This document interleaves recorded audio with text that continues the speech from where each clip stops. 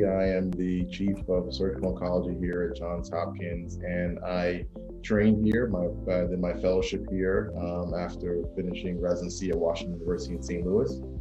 And then subsequently, after leaving Hopkins, I went to start practice in Milwaukee and then came back to Hopkins about 5 years ago and have been here ever since, working to grow and revolutionize the peritoneal surface malignancy program here. I trained in Boston at Mass General Hospital, and I did a brief three-year stint in the lab at New York and Sloan Kettering, and then I finished my training in Boston and went to Pittsburgh for 2 years, where I trained with David Bartlett and the crew there to learn Hipec and peritoneal surgery, and then I joined Dr. Johnston in his group down here to continue to grow the program.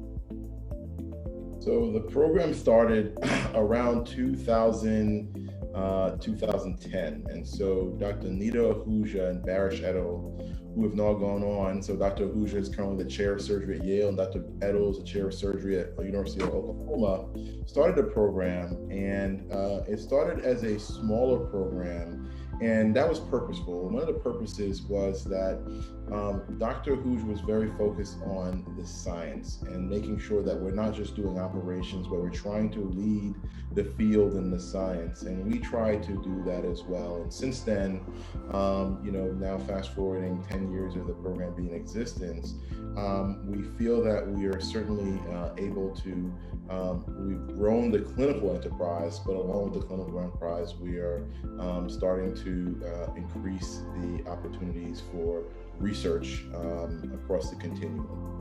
Our case mix here is primarily colorectal cancer and appendix, I think, is the main two, but we certainly have done a fair number of gastric cancer Hipecs here. Actually, Dr. Johnston was relatively early on that curve in the country, and I've continued to do so as well.